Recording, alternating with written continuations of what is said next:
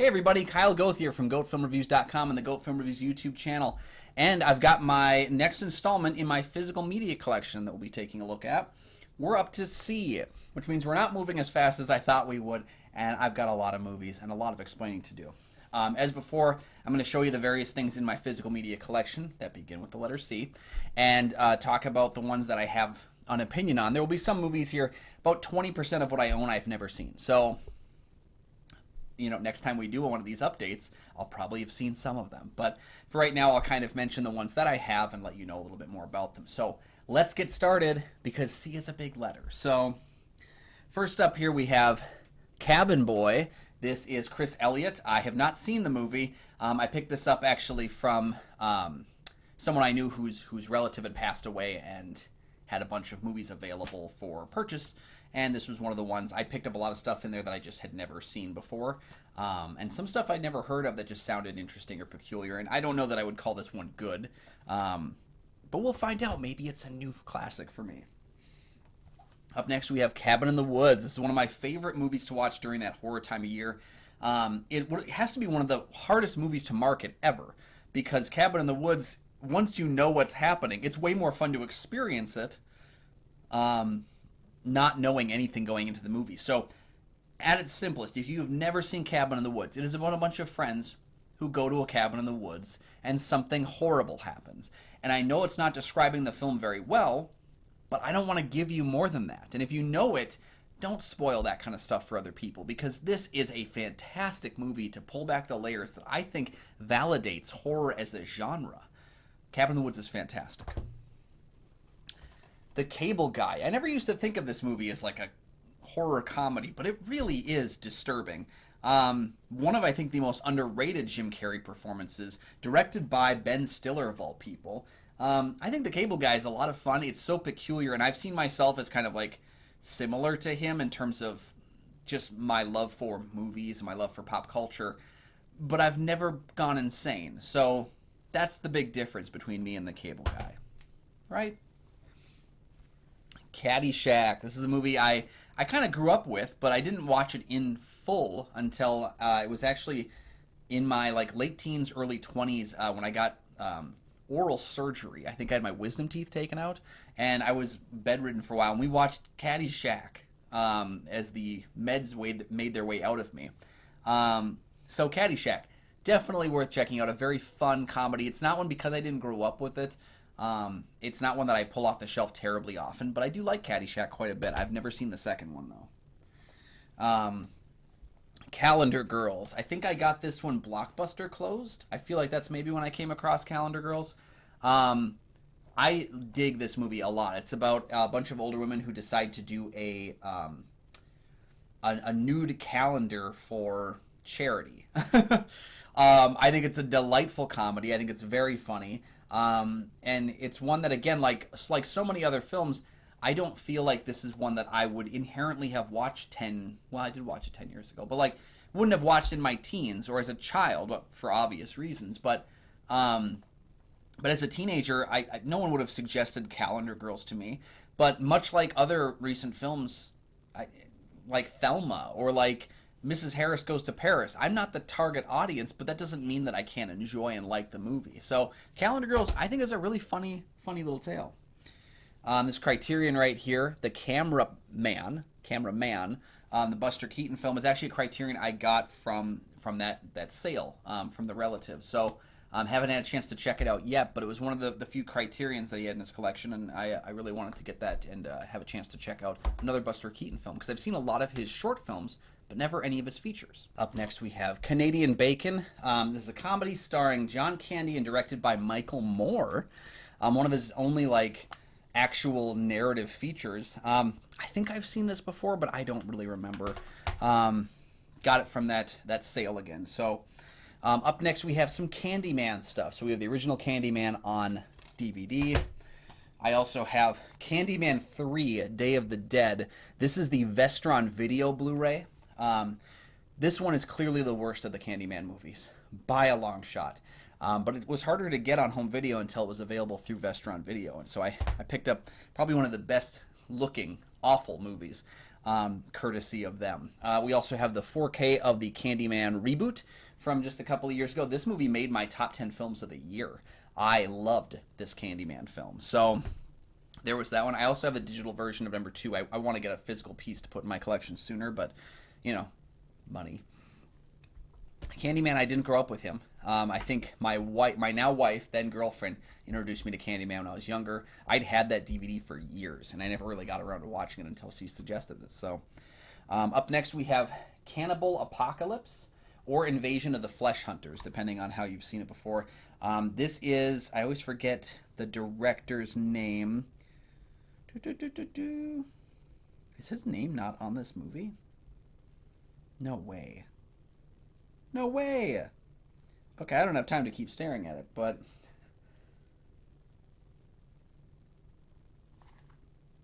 Antonio Margheriti. There, it's on the front. Invasion of the Flesh Hunters, Cannibal Apocalypse, whatever you want to call it. I got it from a Kino Lorber sale. They had a sale of horror-related stuff back in October of last year, and I picked up a good chunk of really odd films that some I'd seen before and some I hadn't. And I didn't really deal with Kino Lorber that much, but from what I've seen of their restorations and that kind of stuff, really quality products. So I was more than happy to get my hands on that one. We've got the Cape Fear remake from Martin Scorsese, one of Scorsese's few rare attempts at remakes. I don't really know if I prefer it to the original or not. It's been a long time since I've seen the original one. I've seen this one more recently, but it's a very good remake at the very least.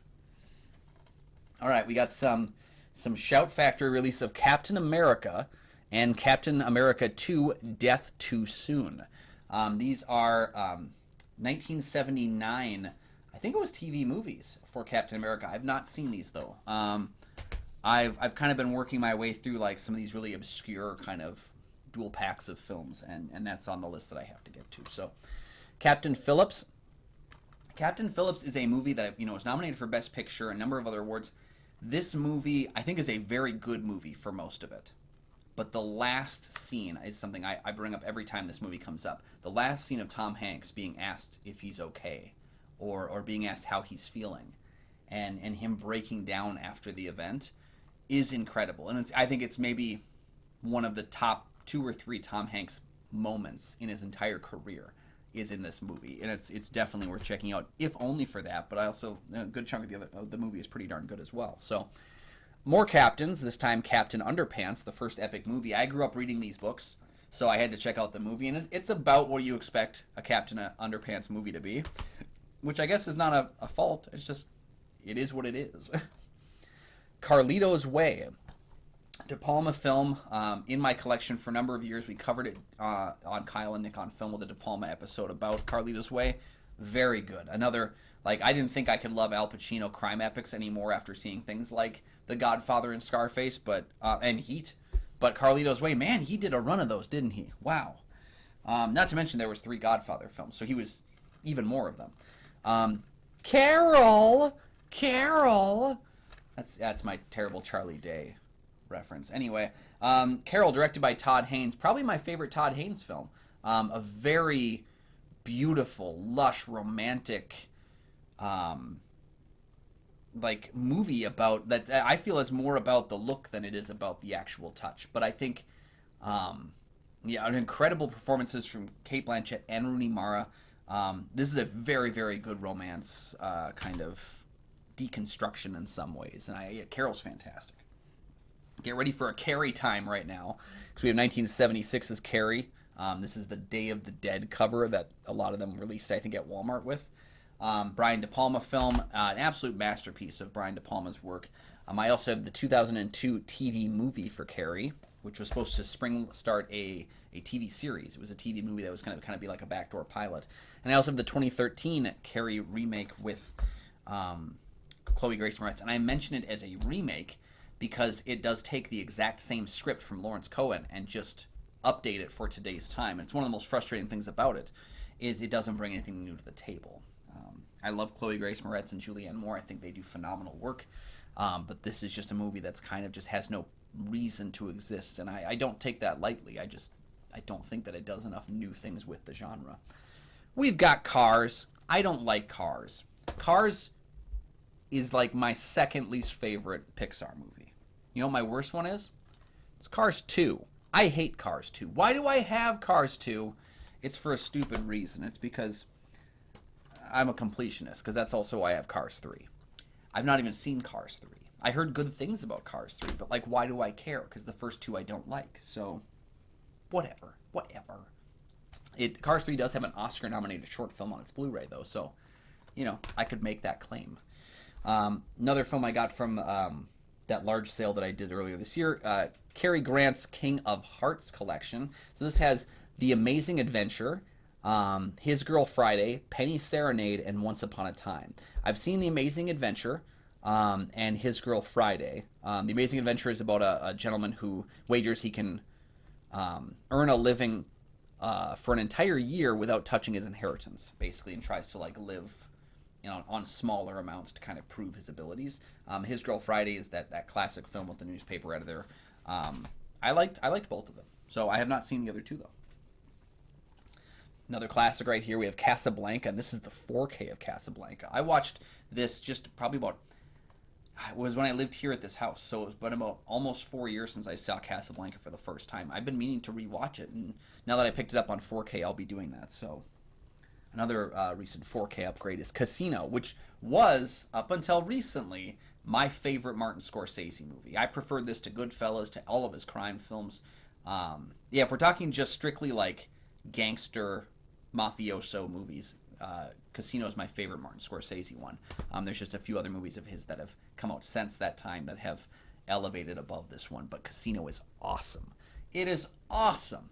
And the idea to actually set one of these films in Vegas, the opulence of that environment is fantastic, and I'm so happy that it exists. We've got Casino Royale, but not the Daniel Craig one. This is the comedy one with Peter Sellers. Have not seen the movie. So do with that as you will. I got this also from that large sale that I did recently. We'll get to the other Casino Royale when we get to the J episode, because all my James Bond films are over there. Who are you going to call? Someone else. This is Casper. I had a large distance of time where I didn't watch Casper because I had like grown up. I was older now and I don't need to watch kids' movies. Casper's delightful for a kids' movie, especially during that time of year. I've been thinking about this. Let me know down in the comment section if you would appreciate this. I've been thinking about doing a small series of discussions about introducing people to horror. Primarily getting your kids into horror and seeing if they, testing the waters. And so films that you could conceivably show to a younger person who's getting into horror to see if they like the genre. And I think Casper would be one of those. So let me know if that would be something you'd want me to cover on this channel at all. Castaway. Wilson. Castaway is a Tom Hanks movie. I actually covered this in a film appreciation class in college. Very good movie. Maybe a little bit too long, but I like that we spend time with his character before he is cast away. We get that time jump that gives us a really good indicator of how long he's been there. And we even get to see kind of the aftermath of the events. And I think that provides a full picture that I actually did quite appreciate. Robert Zemeckis, I think his entire career he's been trying to get back to that Back to the Future, Forrest Gump level of appreciation. He's been doing some solid work. It's just that he did start off with such like a strong couple of films where he burst onto the scene back in the 80s and then continued on through the 90s.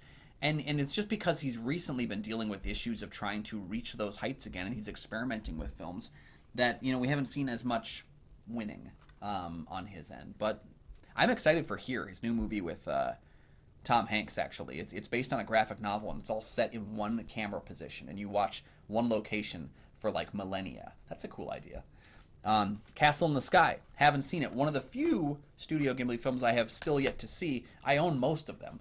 I haven't gotten around to Castle in the Sky. I confuse it sometimes with Howl's Moving Castle, which I have seen. And so maybe I need to watch this one so I stop comparing those two. All right. See, like I told you, we're still in the CAs. We have Casualties of War with the $2 used sticker on it. This is a DVD of the film. I've seen it 2 times now. I'd like to watch it again, but it's a really hard movie to watch. Another De Palma film. He has 3 movies that start with CA that are in my collection. Michael J. Fox, Sean Penn in a movie about atrocities committed during the Vietnam War. Popcorn film.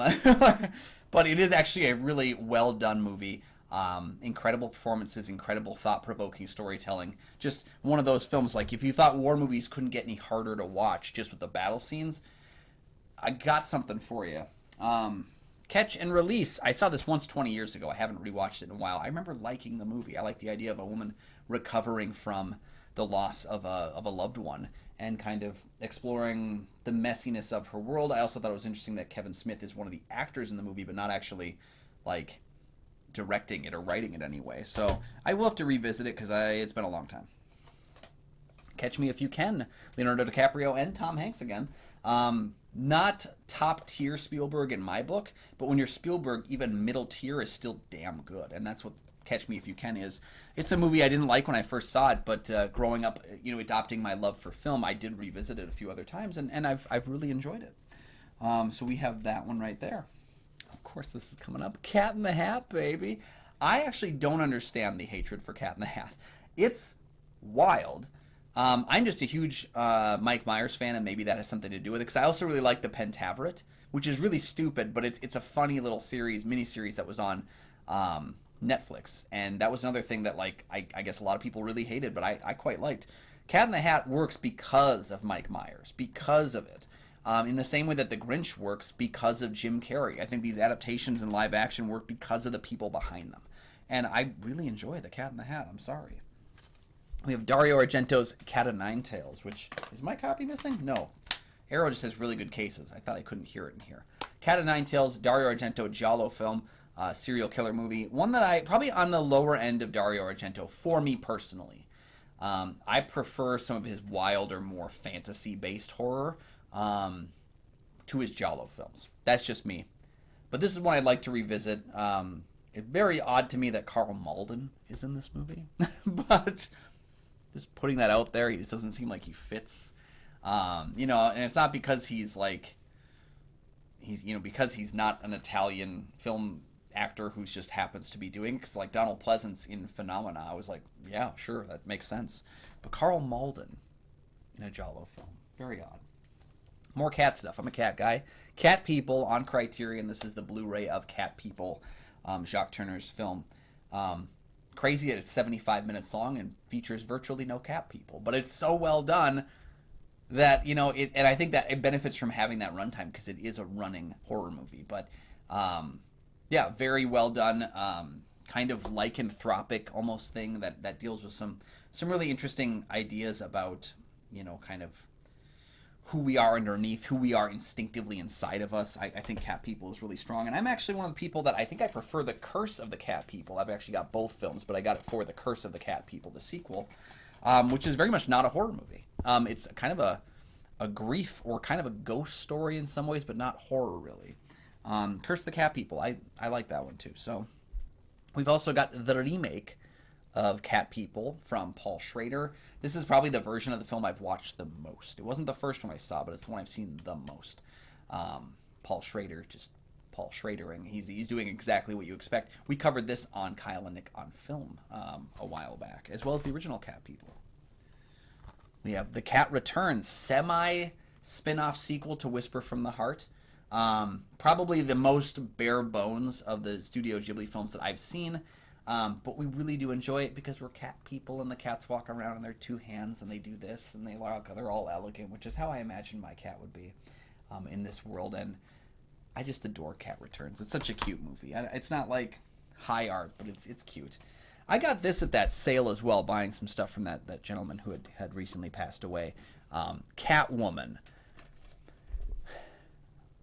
I was at this location for probably a couple of hours total between the 2 or 3 visits I did.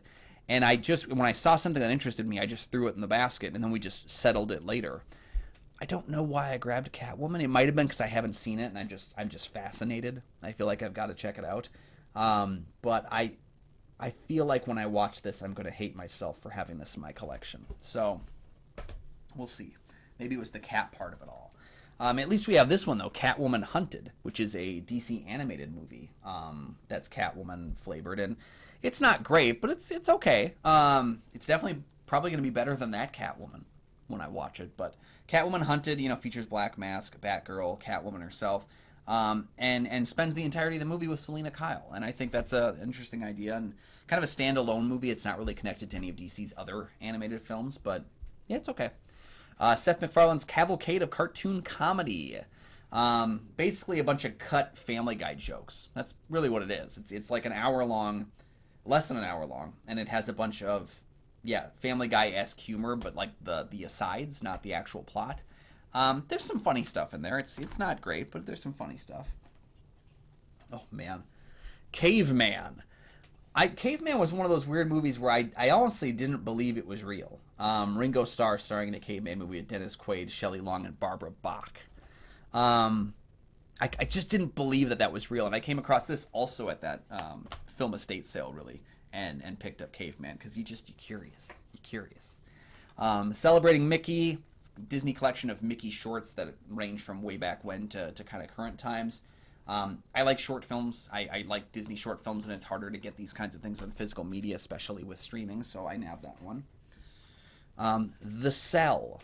Not as bad as I thought it was going to be. In the 90s, this movie came out, and I really thought it looked terrible. But watching it now, Tarsem Singh, who's been known to create these really visual, interesting films, he directed The Cell, and it's definitely, it's peculiar, but definitely worth checking out. Good horror, good mental, like, fracturing kind of stuff, and nice use of kind of sci-fi elements in a really cool horror movie.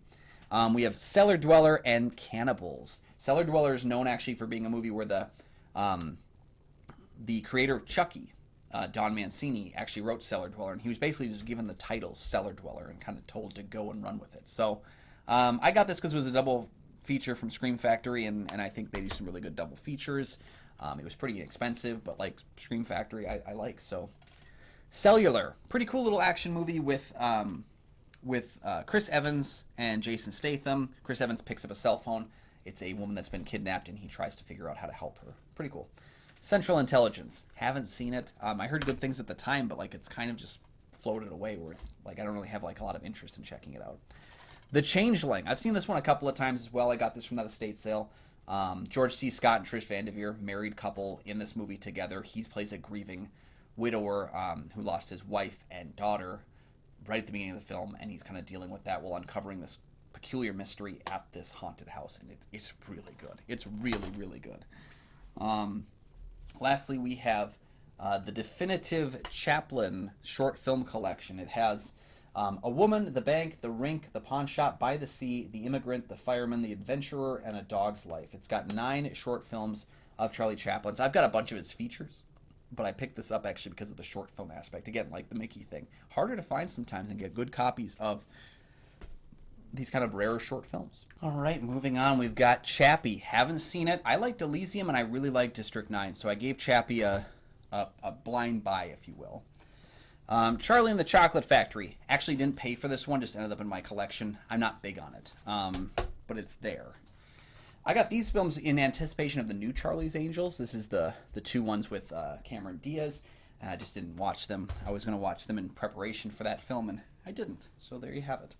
Up next we have Che, parts 1 and 2. This is directed by Steven Soderbergh. It is a 2-film series about the life of Che Guevara. Haven't seen it yet. It's still wrapped up. We'll do an unboxing for that one day. Trust me, it's going to happen. Chicago. Bought it for my wife. We haven't watched it together. I think she's seen it, though, a couple of times. Chicken Little, another one that I didn't pay for but ended up in my collection. I don't dislike it. It's fine. It's a short little movie, and actually somebody I know has this as their profile picture. Chicken Little. All right, we got some Children of the Corn coming up next. We got the first one from Fritz Kirsch, and then we have a combination of basically the same movie over and over again. We have Children of the Corn 2, The Final Sacrifice, Urban Harvest, the third one, Part 4, The Gathering, Part 5, Fields of Terror, Part 666, Isaac's Return, and Part 7, Revelation. This set also comes with 3 Halloween sequels that I don't watch in this edition because I have better versions of them. I also have the Blu-ray for Parts 2, 3, 4, 5, and 6, which is confusing. And then we have Children of the Corn Genesis, which is the 8th part. And I've got the remake, which aired on Sci-Fi Channel, I believe, Children of the Corn. So, yeah. The first one is like watchable, and I would say maybe the second and third one have some cool ideas in them, but they're not very good. And then after that, it's just wash, rinse, and repeat, and they are slogs to get through. Speaking of things I find to be a bit of a slog, Chinatown. I'm actually one of the guys that doesn't like Chinatown that much. It's a rarity for me, but I really go against the grain. I don't care much for the movie. Maybe I haven't watched it in the right frame of mind, but Chinatown doesn't work for me. Chitty Chitty Bang Bang. I have this one. I've watched the first 20 minutes sometime in the past, and I have the book, so I'm going to read the book and then watch that one. Choke. Oh gosh, my copy is floating. It's floating in there. It's not a good DVD. Blockbuster closed. I picked up Choke. It was based on a Chuck Palahniuk novel. I've seen the movie before. I've never read the book though. Pretty solid little movie though. We have Chosen Survivors and The Earth Dies Screaming. I got that for The Earth Dies Screaming, again at that estate sale, but I have not seen either one of them yet. Chris Rock, Never Scared. Picked that up. I honestly don't know where this one came from, but I've watched it. It's a good little, special, and feels, it's also got Chris Rock Big Ass Jokes, which is his first solo stand-up special. Christine, not just one of my favorite Stephen King books, but one of my favorite John Carpenter films. I love Christine so much. Yeah, and a great soundtrack, too. A Christmas Carol, one of them. This is the one with Reginald Owen, 69 minutes from, when was this one? 1938. One of the ones I have not seen. We've got more, though, don't worry. Alistair Sims, A Christmas Carol, also one I haven't seen. Got that at the estate sale as well. I've seen the George C. Scott one. I actually watched this for the first time in like April one year because I just knew I was never going to get to watch it during the holidays, so I just popped it in like in the middle of April.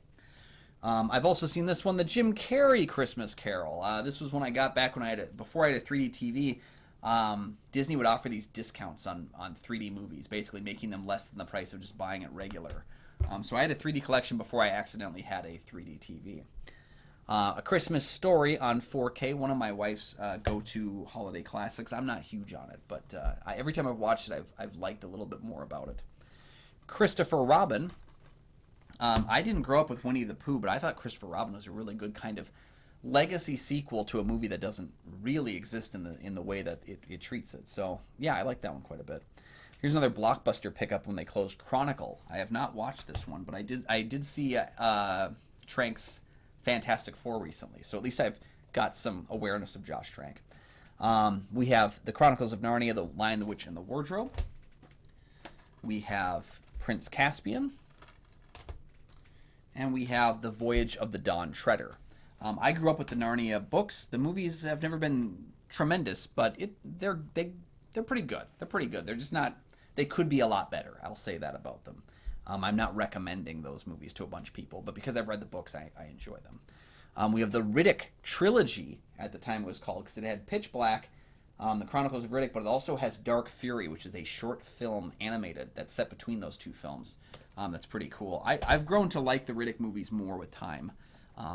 I've always liked Pitch Black, but the other ones. And I still have not seen Riddick himself, the next one. And it sounds like we're getting a new one soon, so I better get on that. The Church. Great Mikel Suavi film, produced by Dario Argento. In some ways, it was supposed to be Demons 3. I can see why it didn't end up being Demons 3, although I wish we got Demons 3. But this is a really cool little, church-based horror movie. Good monster effects, too. Really creepy monster effects. Cimarron.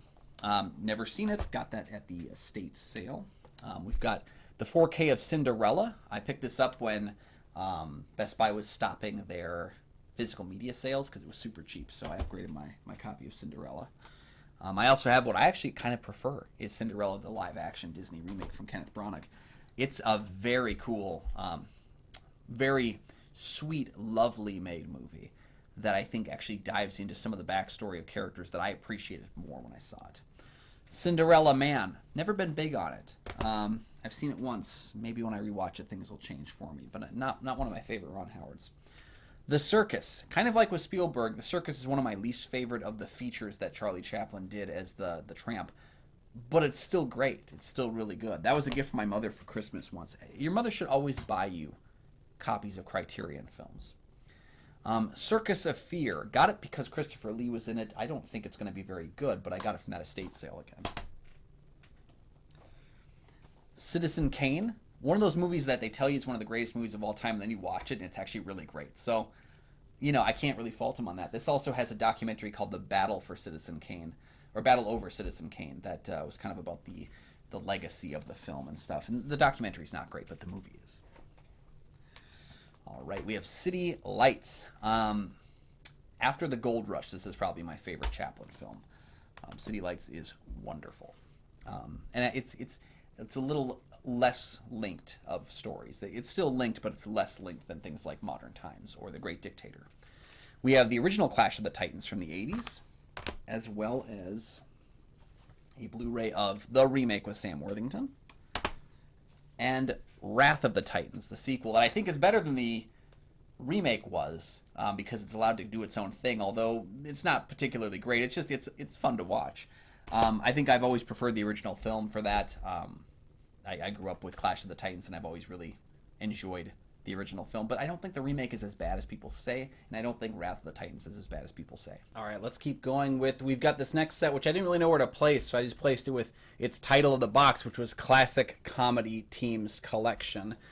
This has a double feature of Laurel and Hardy, so it has Air Raid Wardens and Nothing But Trouble, double feature of Abbott and Costello with Lost in a Harem and Abbott and Costello in Hollywood, and a double feature of The Three Stooges with Gold Raiders and Meet the Baron, which is, they're all films I don't currently have, so it was nice to have that set because I think, it'll give me a broader sense for each of them, which I really appreciate. So up next we have this was the 75th anniversary edition of Cleopatra, but it was 1934 when the original film came out. This is the original Cecil B. DeMille Cleopatra, with Claudette Colbert. So that's this one right here. This one only runs about 2 hours. But if you're looking for something a little bit longer, and something also that I haven't seen, I've got the Elizabeth Taylor Cleopatra, with Joseph Mankiewicz directing. That is 4 hours and 11 minutes. Still have not seen that film. I will get to it, I know.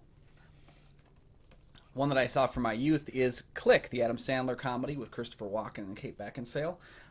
This is one that got a lot of play when I was younger. I haven't watched it much recently, but got a lot of play when I was younger just because of its hard turn into drama that it makes near the end. Not wholly successfully, but yeah, I appreciate the attempt.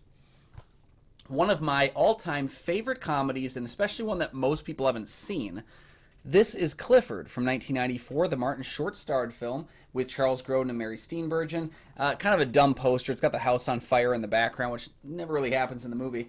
And you can tell it's fake. It's just whatever.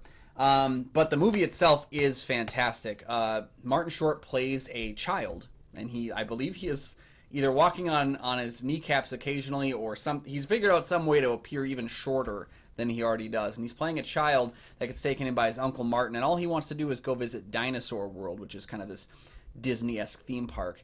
And he's willing to put his uncle through literal hell to get that done. And I love this movie. Dare I say, I think I'm ready to say it's my third favorite comedy of all time. My third favorite comedy of all time, behind Animal House and Naked Gun. I think that one's got to be it. It's got to be Clifford. All right, we've got A Clockwork Orange. This is the 4K release of the film. I previously had it on DVD, and what's funny is that I had it on Blu-ray, and I finally watched the Blu-ray again, for the first time in like 15 years, and then immediately bought this 4K, so I have to watch it again just to kind of reinvigorate it. It used to be my favorite Kubrick. It isn't anymore, but it used to be, and I still think it's quite damn good. Close Encounters of the Third Kind. This is the theatrical cut of the film. I don't have any of the other cuts of Close Encounters. It's the only one I've seen. I like this one, but I didn't grow up with this one, so it's not really part of my regular rotation of Steven Spielberg movies. Just something about, the dad character. He's kind of an ass. I know he's going through some stuff, but he's really, I don't know, he's not a character I'm really interested in following all that much.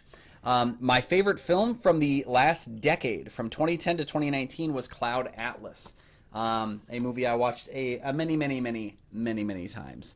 Cloud Atlas is absolutely brilliant and doesn't get the love that it deserves. I think it is one of the most underrated films of all time. Definitely worth checking out, Cloud Atlas. Six different characters, 6 different stories spread across 6 different time periods, with every actor playing 6 different people. I mean, can you go wrong? The music for that actually played during my wedding. Cloudy with a Chance of Meatballs. Cloudy with a Chance of Meatballs 2. First one's obviously a little bit better, but both are entertaining films. I grew up with the original book, and this is a very different take on it, but the Lord Miller directed Cloudy with a Chance of Meatballs movie is just a lot of fun. It's a very cute, quirky, weird movie. The sequel is pretty good as well, just not as good. But the idea of them going to an island that's been created by their experiment, which all of the creatures on the island are food, I think that's kind of a clever little reversal of that. All right, we have Clown. I've got this Best Buy sticker that's really hard to get off, so it just says Clown, but it's Clown. And this is Andy Powers plays a guy who basically puts on a clown costume and can't get it off. And so now he's slowly turning into this horrific clown creature. That's from the director of Spider-Man Homecoming. It was a horror movie that he did before he did the Spider-Man trilogy with Tom Holland. Clue, a great comedy, one that I still think is underappreciated. This was one of my favorite board games growing up, was Clue. I loved playing that with different people and getting a chance to try and figure out who the killer was. I loved that kind of stuff. It was really great, and I think it was personified quite well in a quirky way that kind of self-deprecates itself too. All right, up next we got The Coal Miner's Daughter. Picked it up because it was super cheap. Have not seen it yet. Coco. I pissed on Coco a lot when it was coming out. And I even, like, in the movie theater, I went to see it because it had great reviews, but I'll be honest with you, for the first 45 minutes, I was like, it's just generic Pixar. It's doing the exact same thing Pixar always does. And I'm tired of that. I'm tired at that point of, like, hitting the same beats. It's so familiar. Something happens about halfway through this movie. There's a plot point that's revealed that I almost should have seen coming, because it is more obvious than I would give it credit for. But something happens halfway through the movie that changed it from traditional paint-by-numbers Pixar and made me recontextualize the entire first half of the film into something completely different. And I think Coco is one of the best Pixar movies ever because of how it just pulled that rug out from under me and changed my perspective on the film. And I still watch it, and I still weep at that final song that he plays. Really hard to find. We got Cocoon and Cocoon the Return. Haven't seen either one of them yet, but I happened upon a really inexpensive copy, and I thought, you know what, I may never get this chance again, so I picked up that one with intent to watch it soon. All right, we've got Coffee and Cigarettes from Jim Jarmusch. I'm not huge on Jim Jarmusch, but this is like peak early Jim Jarmusch, so maybe this one will sway me in a way that some of his other movies just have not done it for me, but I'm interested in checking that one out. We have The Collector, and we have The Collected, or The Collection. I think the third one was going to be called The Collected, but I don't know if we'll ever see that movie. So these two together, originally conceived as a Saw prequel and then became its own thing completely. Pretty nice little horror twofer. Nice slasher icon. I really would have loved to have seen a closure of the trilogy and see the two films get that third one that would have closed it off, but this one also does a pretty good job of closing the story well enough with Collection that I really enjoy The Collection, and I think the third one would have been nice, but I don't think we're getting that anymore. Fun fact, they shot most of it, if not all of the third Collector film, I think pre-COVID, and when they shut down, the person who was financing them took all the footage and disappeared. So yeah, I don't think we're seeing that third movie. Up next, The Color of Money. Paul Newman, Tom Cruise. I think The Hustler is a better made movie. I think The Color of Money is more my speed. I enjoy that one immensely more. There you have it. I think I didn't realize when I saw The Color of Money that it was a sequel. So I don't usually do that. If I know something is a sequel, I won't watch it until I can see the original. Because I like to go in with all the things that everybody else would normally see with it. All right. So we have this weird Comedy Legends set that I also got. It's got some weird stuff here because it says it's a 4-pack and each one is kind of just a combination of stuff. So there's the best of W.C. Fields with 3 short films. Groucho Marx, and it looks like it's... Um, 4 classic episodes of You Bet Your Life. I don't know. Laurel and Hardy, it's got 6 features, but that's got to be short films because it's 77 minutes. And then Buster Keaton in the Misadventures of Buster Keaton and the 1927 masterpiece, The General. So, yeah, so just kind of an odd little collection of stuff from Echo Bridge. They kind of do that. I don't like that they don't really have like things well laid out on their packs, but I got it pretty much for The General because I've never seen that before. Coming at ya. I did get a chance to watch this in 3D, I believe, before we got rid of my 3D TV. I had to upconvert it because we don't have a 3D copy, but this is a grindhouse, wildly grindhouseian kind of send-up of the Western genre. It's not particularly great, but I'm glad I got a chance to check it out in 3D. I've also got this collection of coming attractions. This one is classic cliffhangers. And then we also have more classic cliffhangers, volume 2. And classic horror and sci-fi. And basically, these are just big collections of a bunch of trailers, basically. I always find trailers very fascinating and kind of fun to just experience like a time period that was outside of things for me, you know? All right, up next we have the 4K of Coming to America. This is a steelbook, and everybody does their steelbook thing where they like open it up and they look inside and stuff. Oh, what's in here? Is there a poster in here? That is a poster. Let's take a look at this poster, guys. I haven't watched this since getting the 4K edition, so. Sexual Chocolates World Tour 1988 with Randy Watson. Should that go on the wall back here? I think we might put that on the wall. I'm going to take that out. I think we're going to use that. Here we go. On the inside, we got Eddie Murphy. So, I probably won't own the second one. I did not like the second movie. It wasn't awful, but it was far from what I think that film needed for a sequel. All right, so then we have a bunch of things that have complete in the title. So we're going to talk first up the Criterion Complete Jacques Tati, which has Jour de Fête, Monsieur Hulot's Holiday, Mon Uncle, or My Uncle, Playtime, and Traffic, and Parade, as well as I think it's got a whole selection of Tati shorts in here as well. When I heard about this guy, I think they called him on here the French Chaplin, I think was what he was referred to. At least on the Criterion set, and I was like, well, I like Chaplin. Let's check it out. And I've been taken with quite a few of the films in that set, so definitely worth it. I still haven't watched Parade yet, so I will. Up next we have the complete Jean Vigo, which has Apropos de Nice, Taurus, Zero de Conduite, and La Adelante. I saw 4 of these in one day because the first 3 of them are less than an hour, like combined, and then La Adelante is about an hour and a half. I didn't love any of them, but I may have to revisit them because again they're pretty short. But yeah, nothing really jumped out to me. It's just I don't think the style really kind of fit what I was into at the time. But sometimes things change and we respect things differently later on, so I'll have to give it a go again. The complete Monterey Pop, which has, what are the films on here?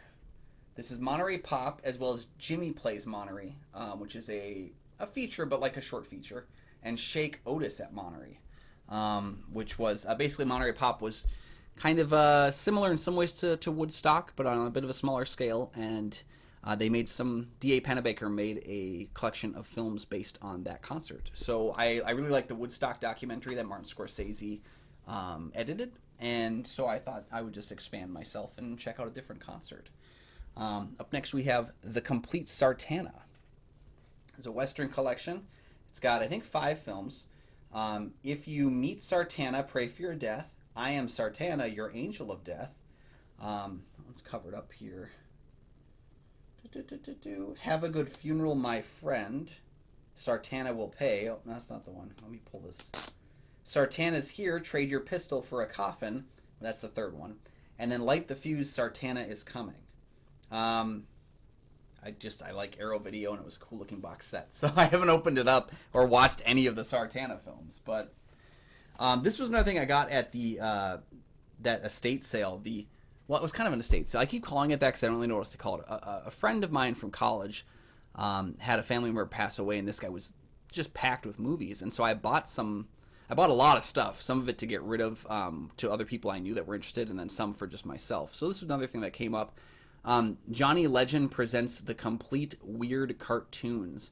This is about 2 hours of some really odd short cartoons that were around. I just thought it'd be worth checking out. I don't know anything about it, but I thought there'd be some funny stuff in there that's worth checking out. Shout Factory released it, so who knows? Up next, so crazy that I love this movie as much as I do. This is Con Air. I was not looking forward to watching Con Air, but we ended up doing I think it was a Nick Cage thing on Kyle and Nick on Film. So I ended up watching Con Air to watch as many Nick Cage films as I could beforehand. Really odd that was a thing that I did. But yeah, Con Air, we ended up having to watch that episode or that movie 3 or 4 times because our audio equipment was going through some changes, and so I kept rewatching it every week so it could be in my head. So I watched Con Air a lot. Conan O'Brien Can't Stop. This is a documentary about what happened when he basically lost his gig at the Tonight Show, and went on a comedy tour, 32 cities. What I always found very interesting about this is it's directed by Rodman Flender, and you probably don't know that name. He's not a bigwig or anything, but Rodman Flender directed Leprechaun 2. So that was something just odd that I noticed when I was covering this film. Was Conan O'Brien Can't Stop. It's an okay documentary about kind of what he was dealing with. You kind of see him at his worst sometimes, which is tough because I love him so much. We have Conan the Complete Quest, which is Conan the Barbarian and Conan the Destroyer, the 2 films right there. I didn't care much for the remake, so I just never picked it up. But I do like both the Conan films. Barbarian is, again, a better film, but I do find myself really drawn to the Conan the Destroyer. It's a bit cheesier and hammier, but, Conan's a bit cheesy and hammy. So, other one on here, The Condemned. This was written actually by Scott Wiper, who directed it, but he also wrote it with Rob Hedden, who was the writer-director of Jason Takes Manhattan, one of the Friday the 13th films. I think that was one of the reasons I picked this up, and you know what? I picked this up 15 years ago, and I didn't watch it. So, all right, up next we have Coneheads. I got this one at Blockbuster as well. Underrated Saturday Night Live adaptation. I was a fan of this one growing up. I still think it's pretty darn funny, although I will say, I think it's Scarf with an Arflark. When he goes out to his planet to fight that creature, that scared the crap out of me when I was a kid. It's weird when you're a horror kid, because the weird stuff is what scares you. That scared me, but I saw Michael Myers stabbing the hell out of people in multiple movies, and it didn't bother me at all. Confessions of a Superhero. This is about these superheroes that hang out on Hollywood Boulevard. And it's my wife, when we were dating, she got me this because she thought it was a cool 1 month anniversary gift kind of a thing. I still have it. All right, up next we've got a slew of Conjuring films, and I put those with Conjuring because I felt like that would be the easiest spot to find it. So we have The Nun, The Nun 2, my first Conjuring film in 4K, Annabelle Creation, Annabelle, The Conjuring, Annabelle Comes Home, The Curse of La Llorona. Yeah, it's a Conjuring movie. I don't know why this is an argument that I have to make every time I talk about this movie. It's tied to the Annabelle film. What is this movie if it's not tied to The Conjuring? The Conjuring 2, the best one. The Conjuring, Devil Made Me Do It. I think they put a 3 on here, but there's no 3 in that title. Yeah. Rumor has it we're getting a 4th and final Conjuring film. Yeah, I think, the Conjuring films are hit and miss across the board. Some of them are great. Most of them are the ones that are in the Conjuring series itself. And then you've got kind of the side films that are, some work, some don't. Some are more fun, some are more cheesy. It's kind of all over the place, but I like horror, so we've watched those. My wife will regularly pull out one of the Conjuring films, or Annabelle Creation or The Nun, and she'll watch it as she falls asleep. It's comfort food. It's comfort food. Anyway, Constantine. Used to have the DVD upgraded to the Blu-ray when I found it used somewhere. Constantine is another one of those movies. I still, when I first saw it, I didn't know if I liked it, but I found myself thinking about it a lot until it hit home video, and then I picked it up. So, Contact, the movie that everyone that I knew watched for the first time in high school, and I didn't. I rented it because everyone else had seen it. So whatever class I had, we didn't cover it. Contagion. I watched this for the first time in 2020. What's wrong with me? Who watches a movie about a pandemic in the middle of a pandemic? What's my problem? And you know what's crazy? I watched it and I was like, this is really good. I got problems, yo. The Conversation. Francis Ford Coppola film came out the same year as The Godfather 2, nominated for Best Picture against Godfather 2. I don't know if that often when a filmmaker has two films competing for Best Picture. Did it happen other times? I don't know. I assume it did. There was a lot of the same filmmakers working back in the early days of the Academy Awards, so maybe that was the case. But this movie should have won Best Picture if The Godfather 2 didn't exist. Yeah, I mean, it's really good. It's really, really good. And it's a movie about a guy listening. He's listening at other people's conversations. And yet it's incredibly compelling. Just wonderfully well done. Cool Hand Luke got the 4K for the 100th anniversary of Warner Brothers. Have not watched the movie yet. By the way, if you have a Warner Brothers movie and it's got a digital code, enter it right now. Because Warner Brothers, one of the practices that they recently adopted, actually they've done this for a while, but one of their recent practices is they stick to that digital code expiration. Sometimes they do it before it even expires. I have consistently had problems with digital copies through Warner Brothers. And like at the end of the day, I have the physical, it's fine, whatever. I don't, I know that the movie doesn't exist and doesn't belong to me in that digital space, but it's like, until you like take it away from me, it'd be nice if you didn't take it away from me. Up next, Cooties. A bunch of kids become zombies and attack a bunch of the teachers. It is Elijah Wood, Rainn Wilson, Lee Wanell, Jorge Garcia, Jack McBrayer, Nassim Pedrad, Alison Pill, of a time period. And it's funny enough. It's not brilliant, but it's funny enough. Coraline.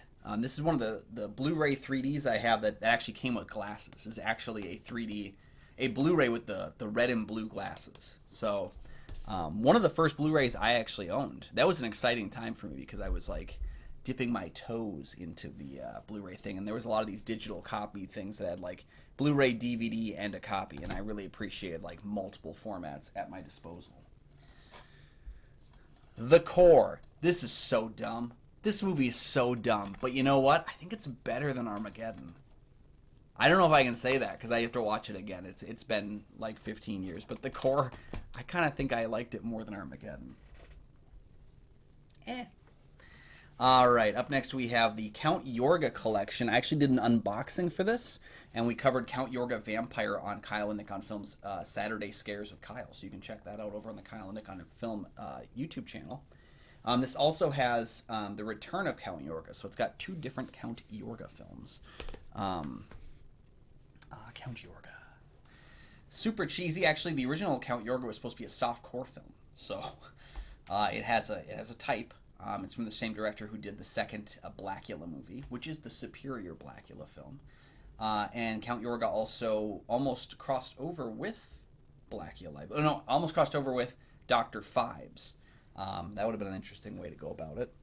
Up next, we have Cowboys and Aliens. Not as good as I remember it being, but not as bad as I thought it could be. Like, it's in that middle ground where, like, it's fine. It's fine. Another movie that I bought for my wife, and I think for good reason because she really likes it, is The Craft. I've never been huge on The Craft. I don't hate on it. It's fine. But this movie doesn't do it for me in the same way that a lot of those 90s ones didn't. You know, to be honest, 90s has slowly been seeping its way out of my horror fandom. And not in a bad way, but just like I'm appreciating those films less as I get older and appreciating other time periods more. All right, up next we have Crash. I bought this after it won Best Picture, but before the controversies. This is the director's cut edition. It's fine. I appreciate the storytelling idea of having these different people weaving throughout each other's lives. I always like that as a storytelling device. I don't think it's inherently a bad movie. I do agree that Brokeback Mountain deserved to win. But at the same time, hindsight's 20/20, and people make mistakes. And I think to denigrate Crash by saying it's an actively bad movie, I don't know that that's the case. It's not actively great, but it's far from actively bad. We have Crawl. This was the first episode of Kyle and Nick on Film. We covered Crawl. Crazy. It's been 6 seasons now that we've been doing that show. But we covered Crawl. That's a cool little movie. Sam Raimi produced, Alexandra Aja directed. Is it Aja or Aja? I don't know. I say Aja. Maybe I'm wrong. He directed the film. I've been a fan of his for a while. You know, things like Horns, Hills Have Eyes remake. I don't love, but I've liked it more when I've watched it. Mirrors, I think, is a really fun time. Piranha, the remake of Piranha is one of the best remakes of all time. I'll fight you. I'll fight you in the street. All right, up next, The Crawling Eye. Literally purchased because it shows up on all these things of you've got to watch The Crawling Eye. This is the European edition of the film. I don't know what that means, but Europe was a little bit looser than we were, so maybe there's more to it. The Crazies. This is the remake directed by, I believe it's Breck Eisner. Breck Eisner, yeah. I'm not huge on the original film, but I think this one actually is a lot of well-made horror filmmaking. It kind of loses a bit of the potency that George A. Romero was going for, but I think it's a more effective thrill ride. All right, Crazy Rich Asians. Where the hell is our sequel? We have 2 more books to cover, guys. What's happening here? Crazy Rich Asians is a very solid romantic comedy. I think it's delightful. Again, one of those like shoe movies where like just examining Asian culture through the lens of this rom-com and kind of having a laugh at it. I really thought that was fun. So, yeah, my wife and I both watch Crazy Rich Asians quite often. Also got Crazy Stupid Love. I think it's a cute little movie. Another good rom-com. Crazy that we have 2 crazies next to a horror film called The Crazies. Let's see here. I think we're going to have some... No, we actually don't have a lot of creature ones. We just have Cold War creatures. That's 4 films from Sam Katzman. So this, I put it in there because, like, at the top of this, it has the first film. It's got Creature with the Atom Brain, The Werewolf, Zombies of Moratau, and The Giant Claw. Again, another solid Arrow box set. I would assume it's solid because I haven't watched any of them yet. I've been on a kick where I just make it rain with the cash. And then I regret it for a while. And then I watch some of it and I start doing it again. Creedence Clearwater Revival in concert with a traveling band. It's a concert film. Never saw it. I came across it with that estate sale. We also have The Cremator from Criterion. Don't know much about it, but I saw on a list of Criterion horror films, and I kind of went on a kick of that as well. So, Crimson Peak, not inherently my favorite Del Toro film, but I like it. I love the atmosphere. I love the gothic feeling that Del Toro's going for there. The story's a little light for me, but it's gorgeous looking. All right, up next we have the Critters collection. So we have Critters 2, the main course, obviously the best one. All hail Mick Garris. Critters 3, which used to be my favorite, but I think it was just because it had a young Leonardo DiCaprio, and Critters 4, which is easily the worst one. Although it's not as bad as I remember it being when I was younger. I think I've softened a bit on how bad I think it was, but it's still not good. I take that back. Critters 4 isn't the worst one. No. It's Critters Attack that's the worst one. This movie's terrible. I want to like it so bad because I just wanted more Critters in my life. And where's Critters a New Binge? I know it's terrible. I know it's awful. But I didn't get to see it when it hit Shudder. I want it now. I want my Critters a New Binge. Release it. Even if it's for free on YouTube. No one's going to care. All right, Crossroads. This is an Eric Clapton Guitar Festival from 2010. It's 2 discs and a lot of stuff that's being played on here. I've not actually watched this concert film, but it's pretty good. All right, we have Crouching Tiger, Hidden Dragon, which I just saw for the first time last year. I love the filmmaking techniques of it. I think it's a beautifully shot film. The story is simplistic, but not in a bad way.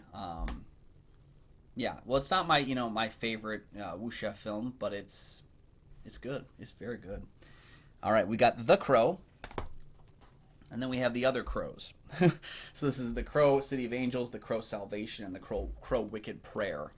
I've only seen the first 2, and the second one, it's been a long time since I've seen it. So I will be watching the other films in order to prepare for the Crow remake, which is coming out very soon, actually. Up next, we have the Cruise Collection. This is 4 films from Tom Cruise: The Firm, Collateral, Days of Thunder, and Vanilla Sky. The only one of these I've seen is Collateral, and I'm one of those guys that doesn't care for Collateral that much. But, I mean, it was a good set, and it was cheap. A super doc that I really love, Crystal Lake Memories, The Complete History of Friday the 13th. This movie, how long is this thing? This is long. This is 6 hours and 40 minutes. I've seen this movie multiple times. and I'll just put it on in the background too. It is a great super doc that examines all the Friday the 13th movies. Crazy that we haven't had new ones since that thing came out, so it's still 100% accurate to the time. But it even covers the Friday the 13th TV series a little bit too. I love Crystal Lake Memories. It's such a cool documentary about one of my favorite horror franchises. All right, we have Cry Wolf. This was directed by Jeff Wadlow, who did this year's Imaginary. He also worked on Kick-Ass 2 and directed Fantasy Island. I think it's probably the best thing Jeff Wadlow has done. Pretty cool little slasher film. The twists and turns were not things I saw coming. Maybe it was just me being young and naive about things, but I thought it worked for me pretty well. Cujo, again, not the best Stephen King adaptation, but it's solid. It's solidly well put together. I would like to see another interpretation of Cujo because I think the movie's a little dull at times, but when it's working really well. It's just not working all that often. A Cure for Wellness. I've seen this one twice. I don't really think it's for me. I want to like it more than I actually like it. It's who is it? It's Gore Verbinski. That's the director's name. But it's also like 2.5 hours long. Yeah, 2 hours and 26 minutes. It's really long for a horror film, and I just don't know that it works for me. We also have The Curious Case of Benjamin Button. I lent this to my sister-in-law, the DVD of this, years ago, and I never got it back. So I just bought the movie. Yeah, there was a Criterion edition of it. It's weird because it was one of the Criterions that you could buy like Target for like $10. I don't know why that is, but I remember loving Curious Case of Benjamin Button, but it's been about 15 years. Curious George. This one I did not pay for. It just showed up in my home. I've seen part of it. Not for me. The Curse and The Curse 2, The Bite. These actually have been out of print for a long time. And I have both the two films. I actually also have The Curse 3. But I think it's sitting with my TV right now. So assume that I'm holding The Curse 3 as well. Blood Sacrifice, I think it's called. The original one is based on the Color Out of Space. I think it is Color Out of Space, the H.P. Lovecraft story, and then the second one is kind of just a completely different thing. It's not really related whatsoever. So, but yeah, the first Curse has Will Wheaton, and then there's Cursed. This is the Wes Craven movie that's not good, and probably had potential to be good before it was torn to pieces. And finally, we have Cyrano. I like this musical take on Cyrano de Bergerac. I like Peter Dinklage, Kelvin Harrison, Haley Bennett. Some really great casting. I think the music, for the most part, is really great music. There's a couple songs that aren't as effective as a couple other ones, but that's how musicals usually go. This one got passed over a lot, and I quite enjoyed it. And there's a few songs that when they get in my head, they're real earworm kind of musics where I just can't tear them back out, and I have to sing them for days on end. And no one else knows this movie, so no one else knows what I'm singing, and it is what it is. Thank you for joining me for a look at letter C. We'll come back with letter D soon, and we're going to get this thing done this year, and then we'll probably have to redo it next year because I buy a lot of movies and things change really quick. So thank you for joining me. We'll see you next time.